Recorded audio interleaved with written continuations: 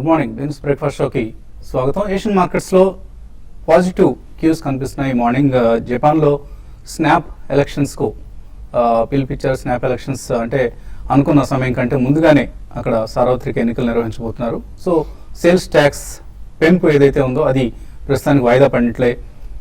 దీంతో జపనీస్ మార్కెట్స్లో నికీ పాజిటివ్గా ట్రేడ్ అవుతుంది. అండ్ ఎన్ మాత్రం 7 సంవత్సరాల కనిష్ట స్థాయికి పడిపోయింది డాలర్తో. సేల్స్ ట్యాక్స్ హైక్స్ లాంటివి ఉంటే కొంత ఎన్కు స్ట్రెంగ్త్ చేకూరేది. సో జపనీస్ కరెన్సీ చాలా వీక్ అయిపోయింది, 7 సంవత్సరాల కనిష్ట స్థాయి. సో ఇది కొన్ని కంపెనీస్కి మాత్రం, మన మారుతి లాంటి కంపెనీస్కి మాత్రం ఇది పాజిటివ్ పరిణామం. సో జపనీస్ ఎన్ వీక్ అయిన కొద్దీ కంపెనీ ఎర్నింగ్స్ మీద పాజిటివ్ ఇంపాక్ట్ ఉంటుంది. ఎందుకంటే జపాన్ నుంచి మారుతి సుజుకి తన కాంపోనెంట్స్ను చాలా వాటిని దిగుమతి చేసుకుంటూ ఉంటుంది.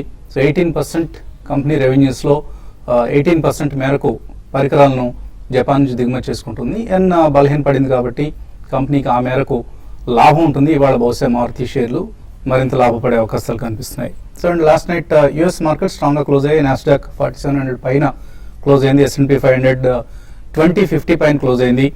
సో యూఎస్ మార్కెట్స్లో పాజిటివ్ ట్రెండ్ చూసాం. ఇదే పరిస్థితి ఏషియన్ మార్కెట్స్లో కనిపిస్తుంది. SGX నిఫ్టీ 8467 10 పాయింట్ల లాభంతో ట్రేడ్ అవుతుంది. సో నిన్న మరికొంత కన్సాలిడేషన్ చూసాం. స్వల్ప నష్టాలతో ముగిసినప్పటికీ కూడా సెన్సెక్స్ నిఫ్టీలు ఇండియన్ మార్కెట్ క్యాపిటలైజేషన్ ఇక 100 లక్షల కోట్ల రూపాయలకు చేరుతోంది.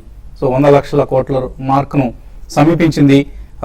ఇండియన్ మార్కెట్స్లో ఉన్న కంపెనీలన్నిటి షేర్ల విలువ కలిపితే వచ్చే మార్కెట్ క్యాపిటలైజేషన్ విలువ, దీన్ని మార్కెట్ క్యాపిటలైజేషన్ అంటాం. అన్ని షేర్లను, ఆయా కంపెనీల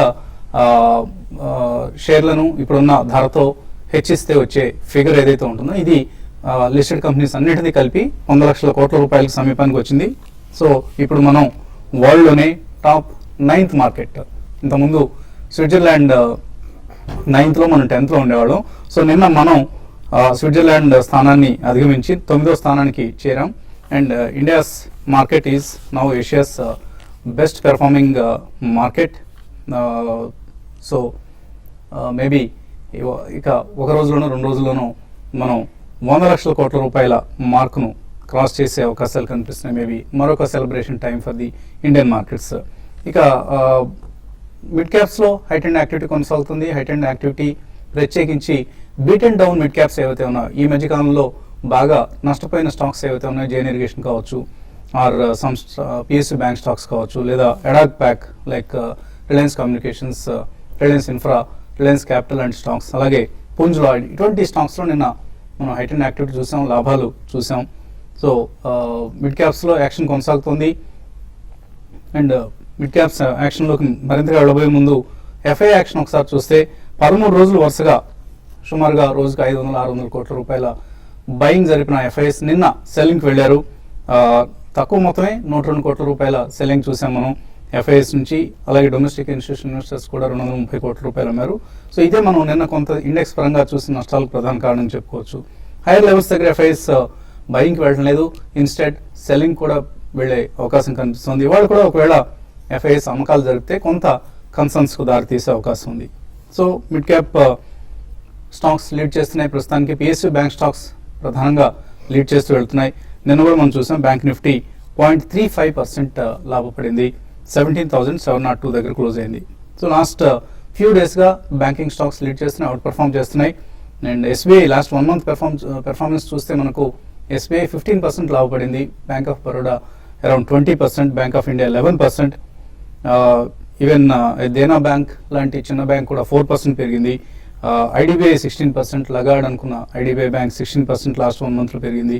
అలహాబాద్ బ్యాంక్ 16%, విజయ బ్యాంక్ 9%. ఇలా లిస్ట్ చూస్తే మనకు కనీసం ఎనీవేర్ బిట్వీన్ 3 to 22% లాభపడ్డాయి most of the public sector banks. Recent లోస్ని చూస్తే మనకు నిఫ్టీ 8.5% పెరిగితే బ్యాంక్ నిఫ్టీ డబుల్ అయింది, అంటే 17% పెరిగింది. So bank Nifty has given highest returns. అయితే ఇక్కడ ఎక్సూబరెన్స్ ఏమాత్రం పనికిరాదు, చాలా అప్రమత్తంగా ఉండాలి. ఎందుకంటే PSU బ్యాంక్ బ్యాలెన్స్ షీట్స్ ఇంకా మెరుగు కావాల్సిన అవసరం ఉంది, ఇంకా అసెట్ క్వాలిటీ ఇంప్రూవ్ కావాలి. ఇవన్నీ జరగకుండానే ఒక యూఫోరియా లాంటిది వచ్చింది.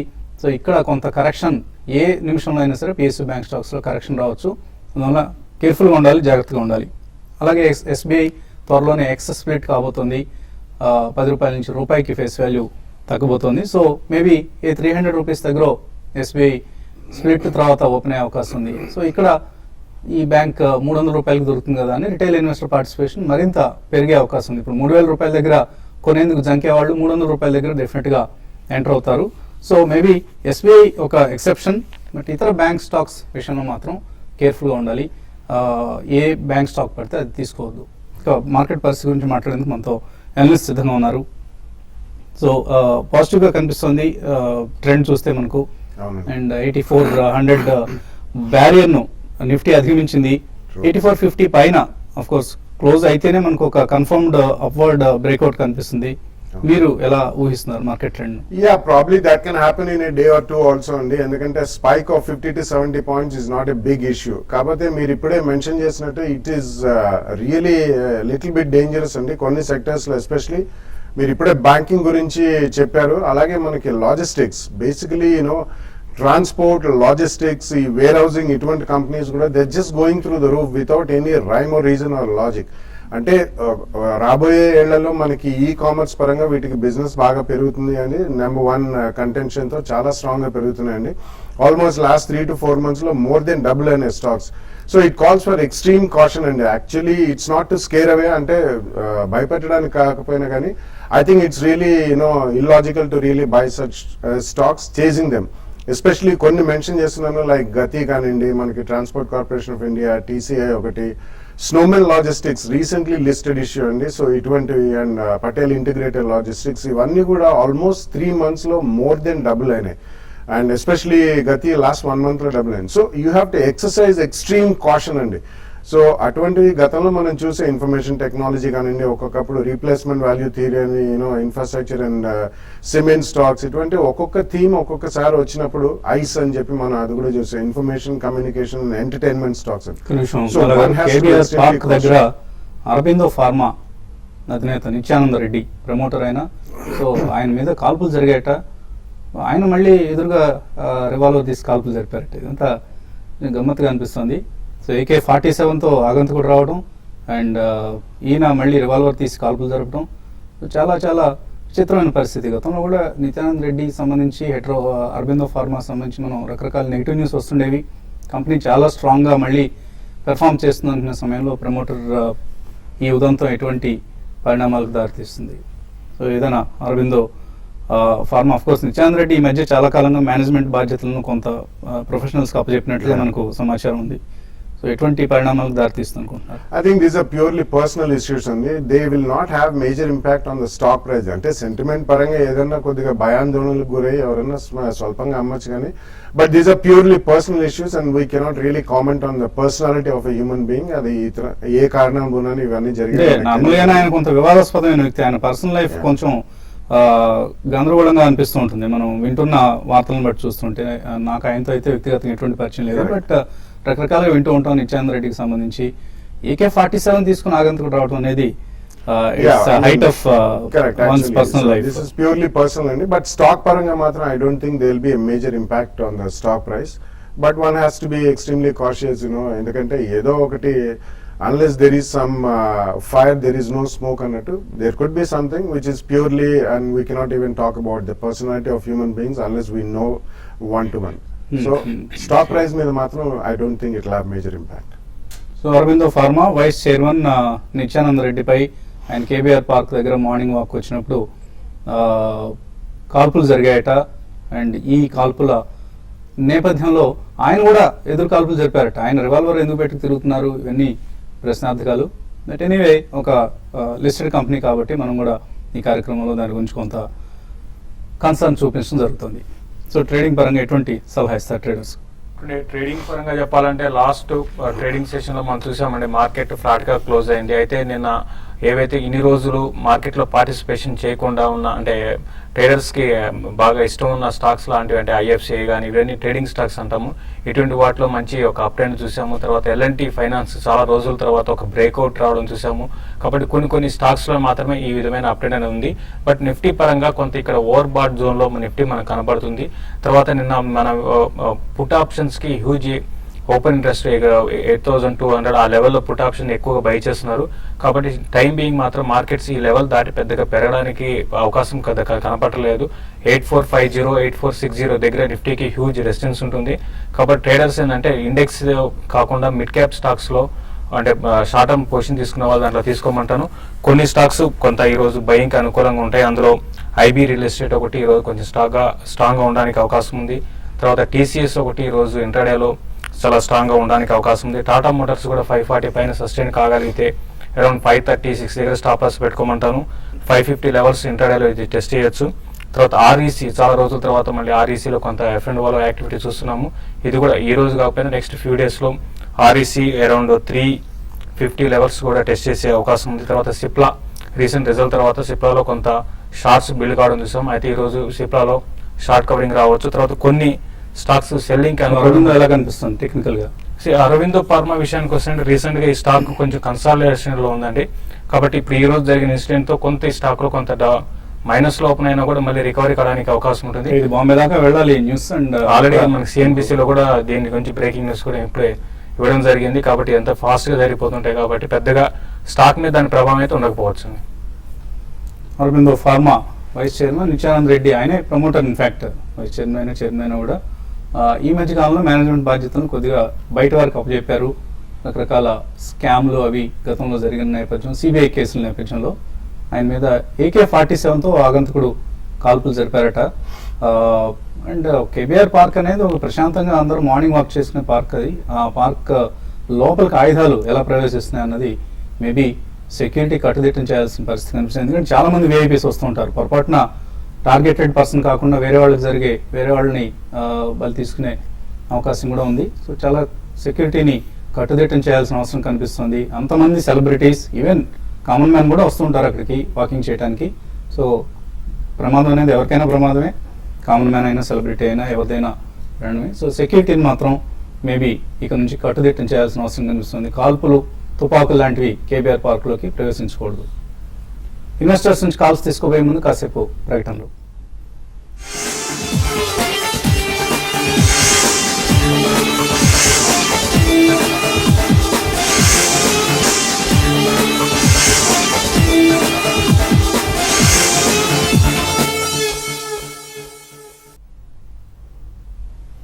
బిజినెస్ బ్రేక్ఫాస్ట్ షోకి తిరిగి స్వాగతం. Aurobindo pharma listed company, pharmaceutical రంగంలో ఒక major company, one of the majors Aurobindo pharma vice chairperson promoter Nityanand రెడ్డిపై ఒక ఆగంతుడు ఈ ఉదయం కేబీఆర్ పార్క్లో ఆయన వాకింగ్ చేస్తున్నప్పుడు కాల్పులు జరిపారట.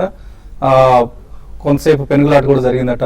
తర్వాత అరబిందో నిత్యానంద రెడ్డి కూడా తన దగ్గర ఉన్న తుపాకీతో ఆగంతుడిపై ఎదురు కాల్పులు జరిపారట. సో మొత్తం పరిస్థితి కొంత గందరగోళానికి దారితీసింది. అండ్ కేబీఆర్ పార్క్ వచ్చిన వాకర్స్ ఎవరైతే ఉన్నారో వాళ్ళందరూ భయాందోళనకు గురి కావడం జరిగింది. So Aurobindo pharma share price పై దీని ప్రభావం ఏదైనా ఉంటుందా అనేది మనం వేచి చూడాల్సిందే. కాలర్స్ లైన్లో ఉన్నారు. First caller, hello. హలో, అడగండి, ప్రశ్న అడగండి. సార్ మా దగ్గర యూకాల్ ఫ్యూల్ సిస్టమ్ 65 దగ్గర హోల్డ్ చేస్తున్నానండి. మాల్టెక్ ప్యాకేజ్ ఒకటి 70 దగ్గర హోల్డ్ చేస్తున్నాను. అది ఈ రేట్ లో రిలయన్స్ పవర్ కావచ్చా 6 మంత్స్ ఆర్జన్ లో? ఇవి హోల్డ్ చేయొచ్చా అని అడుగుతున్నారా? యూకాల్ ఫ్యూయల్, మాల్టెక్. అవునండి, మాల్టెక్ ప్యాకేజింగ్. సో ఈ రెండు హోల్డ్ చేయొచ్చా? రిలయన్స్ పవర్ ఒకటి ఈ రేట్ లో కావచ్చా? ఓకే, ఐ థింక్ డెఫినెట్లీ కొద్దిగా ప్రాఫిట్స్ మాత్రం బుక్ చేయాలండి. ఎందుకంటే మోల్టెక్ 70లో కొన్నా అన్నారు. I think it's almost been a 2-3 bagger for you. ఏది ఎంత స్ట్రాంగ్ షేర్ అయినా కానీ, ఎంత మంచి మార్కెట్ అయినా కానీ స్వల్పంగా maybe 1/3 or 1/4 of your quantity కొద్దిగా ప్రాఫిట్ బుక్ చేస్తే కంఫర్ట్ వాల్యూ అండ్ సెక్యూరిటీ అనేది చాలా ఎక్కువ ఉంటుంది. సో ఎక్కడైతే మీరు సబ్స్టాన్షియల్ ప్రాఫిట్స్ ఉన్నారో కొద్దిగా ప్రాఫిట్ బుక్ చేయండి. Maybe about 25 to 30% or 1/3. Reliance power probably. So power shares అన్నిటి కూడా నెక్స్ట్ లెగ్ లో తప్పకుండా మనం జేపీ పవర్ చూసాండి రీసెంట్లీ, జేఎస్డబ్ల్యూ వాళ్ళు ఎక్వైర్ చేసిన తర్వాత దానికి కూడా మంచి రోజులు వచ్చినట్టు కనిపిస్తుంది. So power you should have a very long term view, at least 2-3 year to 5 year view. కాబట్టి రీసెంట్ టైమ్స్ లో మనకి పవర్ షేర్స్ జస్ట్ పార్టిసిపేట్ చేయడం మొదలు పెట్టాయి. You can buy it, but buy it in 2-3 price points over the next 3 to 6 months and have at least a 2-3 year view. తర్వాత కృష్ణా జిల్లా నుంచి Padmavati, hello. Hello, అడగండి పద్మావతి. నమస్తే అండి. నమస్తే అండి. మీ ప్రోగ్రామ్ 4-5 సంవత్సరాల నుంచి వస్తున్నానండి. నేను మీకు బాగా చెప్తాను. ఓకే అండి. ఎవరండి? ఎల్ఎన్టీ ఫైనాన్స్ హోల్డింగ్స్ 86 రూపాయల్లో కొన్నానండి. అది ఇప్పుడు మరి పర్వాలేదు అంటున్నారు కదా, మీరు చెప్తున్నారు షోలో, మరి ఇంకా కొనొచ్చు అంటారా? ఎల్ఎన్టీ ఫైనాన్స్ కొంత లగాడండి. మీరు ఆ స్టాక్ కంటే కూడా ఇంకా బెటర్ స్టాక్స్ ఉన్నాయి. మీరు ఎందుకు ఎల్ఎన్టీ ఫైనాన్స్ అంటే ఒకసారి హై రేట్ లో కొన్నారు కాబట్టి యావరేజ్ చేస్తాం అనుకుంటున్నారా? అవునండి. ట్రేడింగ్ చేస్తుంటారా మీరు, ఇన్వెస్ట్ చేస్తుంటారా? ట్రేడింగ్ కాదండి, నేను ఎక్కువ 10 ఏళ్ళ నుంచి 15 ఏళ్ళకి అలా లాంగ్ టర్మ్ అండి. ఓకే అండి. సో ఎల్ఎన్టీ ఫైనాన్స్ అంటే ఇప్పుడు మీరు ఇన్వెస్ట్మెంట్ కోసం అంటున్నారు కాబట్టి మీరు బై చేయొచ్చండి. బట్ ఏంటంటే ఎల్ఎన్డి ఫైనాన్స్ అనేది ఇప్పుడు ఇందాక నేను చెప్పింది ఇది ఒక ట్రేడింగ్ పరంగా చాలా రోజుల తర్వాత ఈ స్టాక్ లో ఒక వాల్యూమ్స్ జరుగుతున్నాయి, ప్లస్ బ్రేక్అవుట్స్ రావడం చూసామండి. దానివల్ల ఏంటంటే షార్ట్ టర్మ్ కి ఈ స్టాక్ అయితే అరౌండ్ 85 లెవెల్స్ దాకా టెస్ట్ చేసే అవకాశం ఉంది. కాబట్టి దాని ఉద్దేశం పెట్టుకొని మీకు బై చేయమని చెప్పాను. బట్ మీరు ఇన్వెస్ట్మెంట్ కి అయితే దీనికన్నా రిటర్న్ వచ్చేవి చాలా స్టాక్స్ ఉన్నాయండి. లైక్ మనం ఇంతకుముందే అనుకుంటున్నాం బ్యాంక్స్ ఒకటి బాగా పెరగవచ్చు, even private and mid cap banks, even PS mid cap banks కూడా బాగా పెరగవచ్చు. వాటిలో ఇన్వెస్ట్ చేసుకోమంటాను. ప్లస్ ఇన్ఫ్రా స్టాక్స్ అండి, నెక్స్ట్ ఒక 1.5 year 2 years ఉద్దేశం ఉంటే మాత్రం ఇన్ఫ్రా స్టాక్స్ లో కూడా ఇన్వెస్ట్ చేసుకోమంటాను. ఇప్పుడు ఎల్ఎన్టీ ఫైనాన్స్ ఆల్రెడీ ఉంటే మాత్రం పొజిషన్ హోల్డ్ చేసుకోండి. షార్ట్ టర్మ్ లో మాత్రం అప్ అండ్ కొనసాగే అవకాశం ఉంది. సో మీరు ఎలాంటి పొజిషన్ హోల్డ్ చేయండి. ఇంకా బెటర్ స్టాక్స్ ఎన్బిఎఫ్సిలోనే ఇంకా మంచి స్టాక్స్ ఉన్నాయి. నిన్న బాలాగారు చెప్పినట్టు బజాజ్ ఫైనాన్స్ కావచ్చు, లేదా ఈవెన్ M&M ఫైనాన్స్ కావచ్చు, శ్రీరామ్ ట్రాన్స్పోర్ట్, ఇటువంటి కంపెనీస్లో ఇంకా బెటర్ రిటర్న్స్ వస్తాయి. ఫణికుమార్ మెయిల్ పంపించారు. అపోలో టైర్స్ 179లో కొన్నారు, డిఎల్ఎఫ్ 166, SBI 2750లో లాంగ్ టర్మ్ కోసం తీసుకున్న స్టాక్స్ ఇవన్నీ కూడా 2 to 3 years హోల్డ్ చేయొచ్చా? No, DLF should be traded and I don't think it's a strong stock for next 2-3 years. Especially recently SEBI వాళ్ళు కూడా promoters మీద ban పెట్టారు that they can't raise any more money. So rest of the two definitely మీరు hold చేయొచ్చండి. Next 2-3 years you will get good money. So hold both the others. అలాగే sun ఫార్మాలో SIP చేద్దాం అనుకుంటున్నారు, 10 సంవత్సరాల కోసం చేయొచ్చా? ఇట్స్ అ గుడ్ ఐడియా అండి. 10 సంవత్సరాలు అంటున్నారు. డెఫినెట్లీ ఒకటే కాకుండా you can choose 1 or 2 other good stocks like maybe Torrent and Cadila. Sun pharma definitely you can go ahead and do it. Praveen Reddy అడుగుతున్నారు, క్రాంప్టన్ గ్రీవ్స్ 218లో కొన్నారు, ఇప్పుడు 202 ఉంది. షార్ట్ టర్మ్ లో ఎలా ఉంటుంది, యావరేజ్ చేయాలి ఇక్కడ? ఇప్పుడు క్రాంప్టన్ గ్రీవ్స్ రీసెంట్ గా 180 లెవెల్స్ టెస్ట్ చేసి అక్కడ సపోర్ట్ తీసుకొని రావడం చూసామండి. మీరు డిప్ వచ్చినప్పుడు మీరు యావరేజ్ చేయాలి, అంటే పడుతున్నప్పుడు యావరేజ్ చేయాలి. మళ్ళీ పెరుగుతున్నప్పుడు ఆల్రెడీ మీరు ప్రైస్ కూడా షార్ట్లీ వచ్చే అవకాశం ఉంది. కరెక్షన్ వచ్చినప్పుడు యావరేజ్ చేయండి. 220 and 235 దాకా రావచ్చండి. అలాగే మీరు మెన్షన్ చేసిన అదర్ షేర్స్, క్లారిస్ లైఫ్ కావచ్చు, ఇండియా జెరిటిన్, ఇటువంటి స్టాక్స్ అన్ని బయటికి రండి. షార్ట్ టర్మ్ ప్రాఫిట్స్ బుక్ చేసుకుని బయటకు రావడమే అడ్వైజబుల్ అండి. రామచంద్రమూర్తి అడుగుతున్నారు, HZL హిందుస్థాన్ జింక్ 130 రూపాయలు కొన్నారు, అది పెరగడం లేదు, ఏం చేయాలి?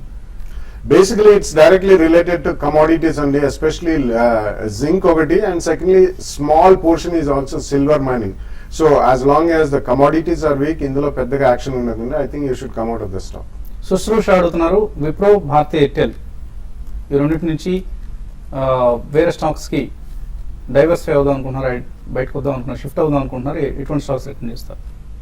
Yeah, probably private sector banks lo Yes Bank and IndusInd Bank and ING Vaishya look very good. And I think Bharti Airtel you should hold, and once the 4G rollout comes, కొద్దిగా మీకు అందులో కూడా you can have one large cap and probably one of these private Bharti sector కంటే banks. కూడా Idea seems to be better అనిపిస్తుంది. Bharti Africa performance డిజాస్టర్స్గా ఉంది.